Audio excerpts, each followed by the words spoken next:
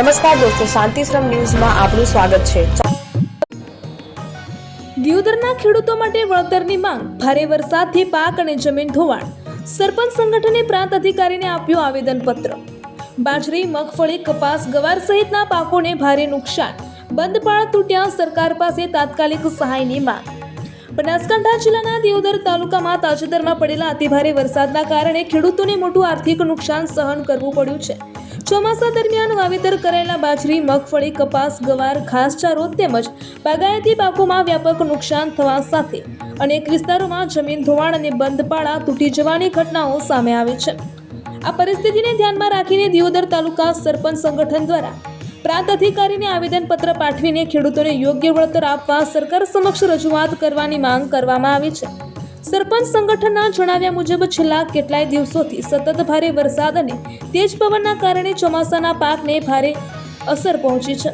અગાઉ શિયાળુ અને ઉનાળુ પાકમાં થયેલા નુકસાનમાંથી ખેડૂતો હજુ સુધી બહાર આવ્યા પણ ન હતા, ત્યાં ફરી કુદરતી આફતે ચોમાસાના પાકને પણ નુકસાન પહોંચાડ્યું છે। આવેદનપત્રમાં વધુમાં જણાવવામાં આવ્યું છે કે દિયોદર તાલુકાના ખેડૂતો મુખ્યત્વે ચોમાસા અને શિયાળાની ખેતી પર નિર્ભર છે। વરસાદના કારણે જમીન ધોવાણ અને બંધ પાળા તૂટવાની આગામી ખેતી પણ અસરગ્રસ્ત બનવાની શક્યતા છે। તેથી સરકાર દ્વારા તાત્કાલિક સર્વે કરાવી નુકસાનનું યોગ્ય મૂલ્યાંકન કરીને ખેડૂતોને વળતર અને સહાય આપવામાં આવે તેવી માંગ કરવામાં આવી છે। દિયોદર તાલુકા સરપંચ સંગઠને સરકારને ખેડૂતોની સ્થિતિ પ્રત્યે સંવેદનશીલ બની વહેલી તકે રાહત પેકેજ જાહેર કરવાની અપીલ કરી છે।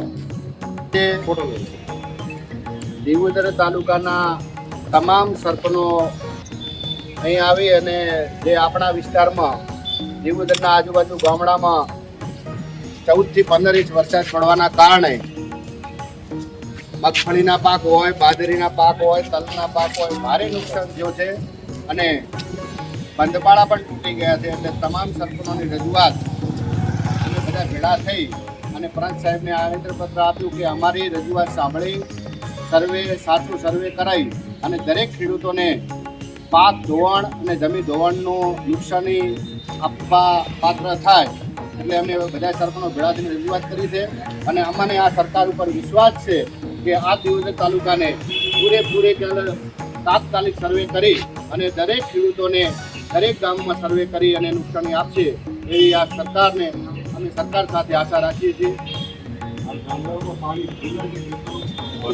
બહુ નીચાણવાળા વિસ્તારમાં પાણી ભરેલા છે અને ભાગ આખો ડૂબાયેલો હાલમાં કહેવા નીચાણવાળા ઘાસચારામાં બહુ તકલીફો છે।